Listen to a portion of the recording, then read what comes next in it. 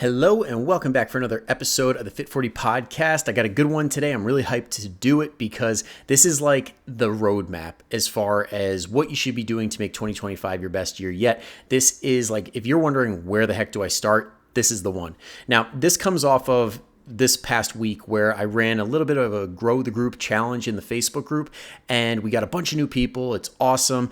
Got a lot of like fresh perspective and questions that I haven't heard in a while. So the big resounding one in a couple of different versions was, where do I begin? Like, what do I do? Where do I get started?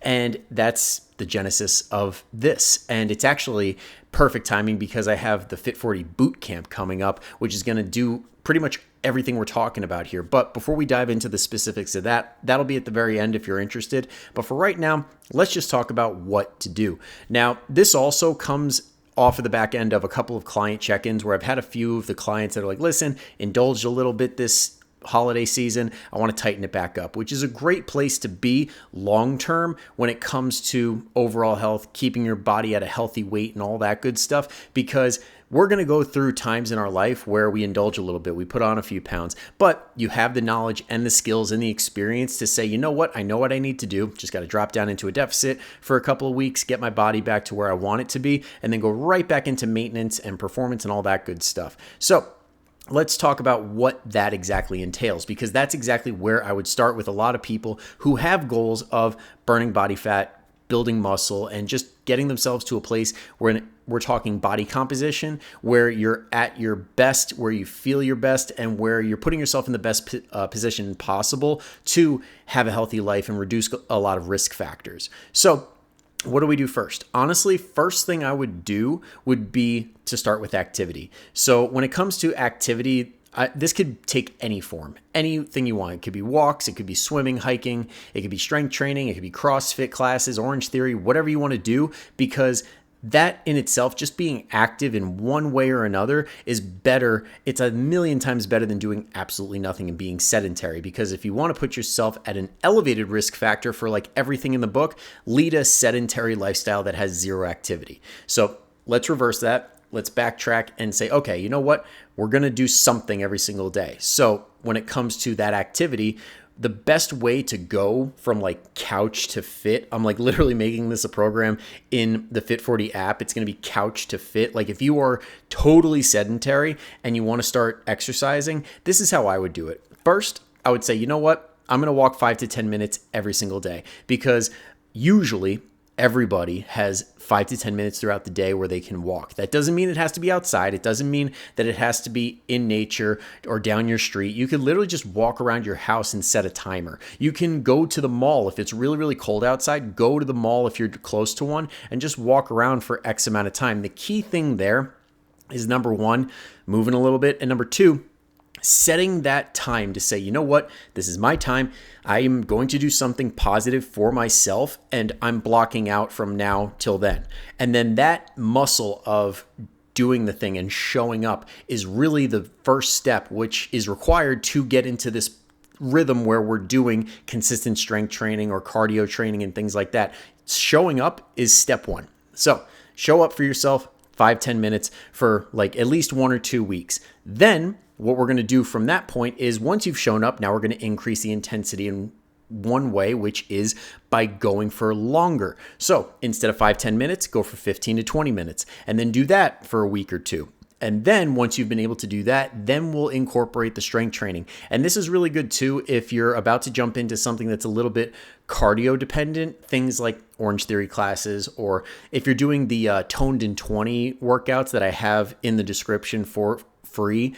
If you give those a go, it's a circuit, so it does require a little bit of cardio, and it builds it so you can tailor it to where you're at, but there will be a little bit of that catching your breath, moving on to the next thing. So doing a little bit of walking in preparation for that is a really, really good way to go about it. So you could take those workouts and say, you know what? Okay, I'm going to do Toned in 20 one day out of the week. So you're walking every single day of the week, or you're doing something active every single day of the week. Just take one of those days and substitute it with a strength workout.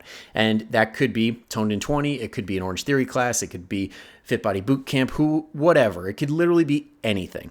And do that one day a week. and then do that for a few weeks on end, and then increase, okay? And then you go to 2 days a week. And then once you've got that down, go to 3 days a week. And for most people, 3 days is solid. And if you really want to crank it up a notch, you could go to 4. But the key thing is to start at something that you can handle. Lower the barrier to entry and just get your foot in the door and do the basic stuff. And then you can increase intensity from there. Instead of jumping all in and saying, I'm going to do these gut-busting workouts, these hardcore workouts 7 days a week for an hour or 2 hours every single day. And then that usually leads to burnout. So let's do the opposite of that. Let's do the smart approach and let's just get active in one way or another and build on that. And then once you've done that, then I would take it to that next level and say, okay, now let's dial in the nutrition. Let's go for X amount of calories. Let's make sure we're getting protein, fiber, color on the plate. I usually do this in the Fit40 program. It's protein, fiber, color first, so that way you have everything that you need and you have the habits set, and then the calories are just basically modifying how much.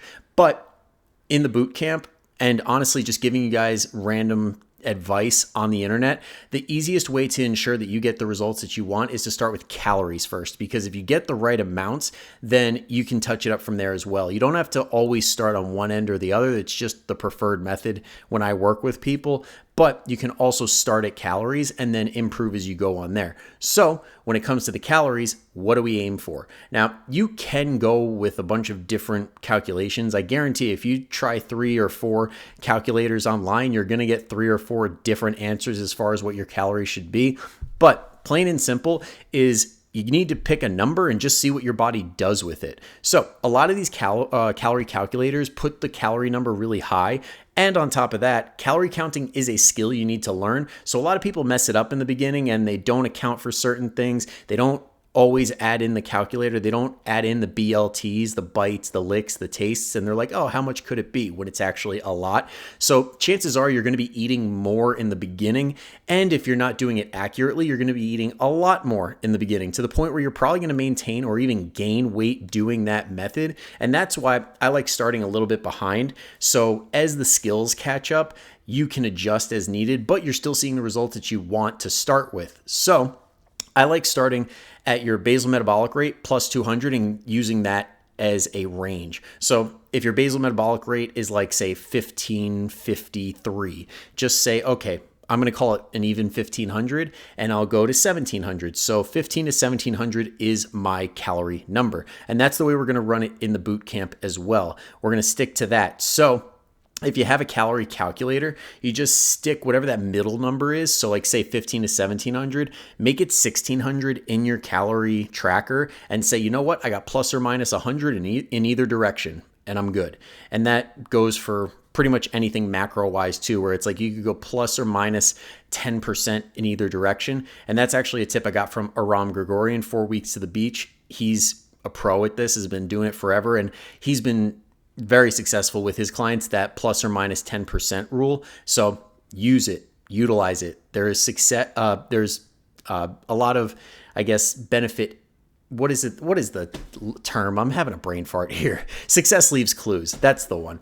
Okay. So take a note from successful clients of his, successful clients of mine, and let's do it in this direction. Now, when we come to that place of like adjusting for your body, when you do the BMR plus 200, you want to ideally be losing roughly about a pound of weight per week, give or take half a pound in either direction. So really half a pound to a pound and a half per week. Now, the episode coming out next week with Dr. Susan Bryan, which I highly recommend checking out. She's an endocrinologist. She works with people who have goals of losing weight, who are obese, who have these things going on, that are on GLP-1s. And I asked her, I'm like, so what's the actual scientific literature say as far as losing weight? What is the rate?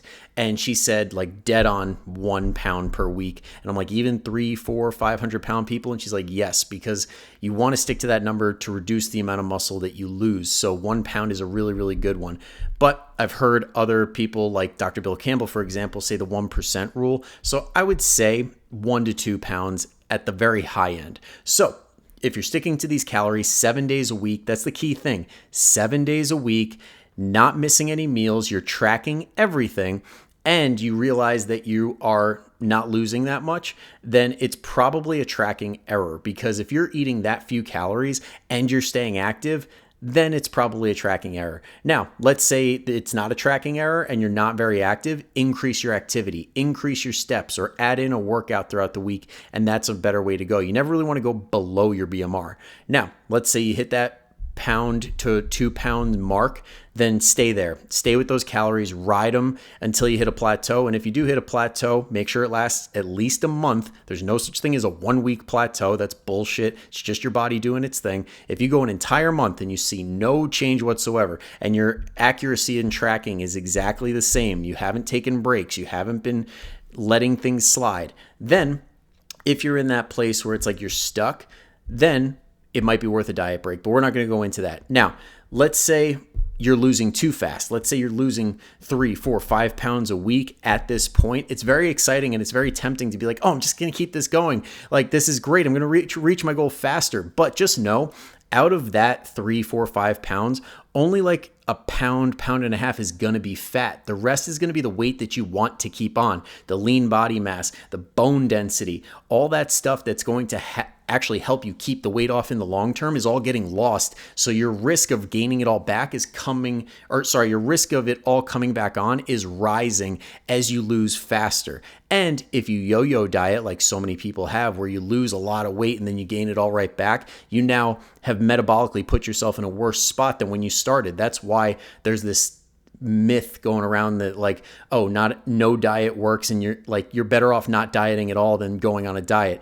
And honestly, for the majority of diets out there, especially the ones you see being promoted, like Optavia, like Weight Watchers, like all these super restrictive diets, you're better off not doing those. But if you have principles that you follow with somebody who knows what they're talking about, like a nutrition coach, like a medical professional who can guide you in the right direction, then you can diet and keep all the benefits without being like the 99% that just hop on these diets willy-nilly and say, I'm just going to follow this perfectly for like 2 months and then I'll figure it out at that point. No, let's not do that. Just follow this. Okay, you can see the results that you want if you follow basic stuff like this. All right. And then that takes care of calories. So calories are that BMR to 200 range. Adjust as your body responds. And then activity, we're just doing something daily, 5-10 minutes minimum. But if you can, do a full strength training program while hitting a step goal, that would be awesome. And then if you can throw in some zone 2, I left this part out. If you could throw in some zone 2 on those walking days, that's awesome as well, because it helps with your cardiac health. It helps with improving stiffness in your body. It can help burn up a ton of calories as well. There's just a million benefits to zone 2. And all that is getting to 60 to 70% of your max heart rate. And the easy way to do that is just to get yourself to right at that threshold, right before you're about to say, like, you have to take a breath if you were going to have a conversation with somebody, where if I was talking right now and I was in zone 2, it would be just before I would have to go. Anyway, I was saying, okay, so keep it at a conversational pace, but push it as far as you can to the point just before where you have to take a breath. Or if you want to simplify it even more, if you don't have a deviated septum or you don't have allergies or anything like that that obstructs your nose, you could go nose only, and that's a really good way to keep yourself in zone 2. Just push yourself to that point where you're on the brink of having to open up your mouth to take a breath. And that's also a really good stress reliever too. Just bonus tip. Now, last piece of the puzzle, we have our activity, we have our nutrition. The big thing that brings this all together is support and accountability, because it's very tough to do this stuff. It's very tough to make a change when you're going solo, or if it's just you and a friend and nobody around you is following this or trying to take care of themselves and trying to better themselves. And it's very, very hard being surrounded by that while doing your own thing and staying on track for long enough to get the results that you want. So that's why, like with the boot camp, for example, we're running it through the Fit 40 family, the Facebook group. And this is a Facebook group that is loaded with moms 40 plus who are all trying to burn body fat, build muscle, get stronger, build confidence, feel more energy, and just be there as the best version of themselves. And I vet everybody. I make sure there's no scammers or spammers or people selling their services or supplements or any of that crap. I literally look at every single person before approving them. So just know it's a safe space and it's a good spot to be around like-minded people that are on the same mission that you are. So along with that, you also get daily tips from me like this, but just little quick hits to start your day. So that can help as well. All right. So I'll cap it on that. basically saying join the damn boot camp, because if you want everything I just talked about and have some sort of guidance behind it and have somebody who can actually answer the questions that you have and get you going in the right direction in the fastest time possible so you don't waste any time figuring stuff out, this is the place to do it. And on top of that is a little incentive. I'm going to be giving away prizes that are worth over $1,500. All right. So that's $1,500. The grand prize is going to be $500 cash plus 3 months of coaching. And there's going to be a bunch of other prizes that are given out during that time as well, just to keep everybody incentivized and keep them going. So if you like that, if you like the idea of winning money and getting going in the right direction and getting the best results you possibly can starting now, join the boot camp and make sure that you're in the Fit 40 family so you can post and get all the information that you need during that time. And if you have any questions, always feel free to reach out to me. You could find me on Facebook and send me a DM, or you could email me. Either way is totally cool, but regardless, get your butt in the boot camp. I'll see you in there, and I'll see you on Friday for another podcast episode. But until then, go kick some ass. See you later.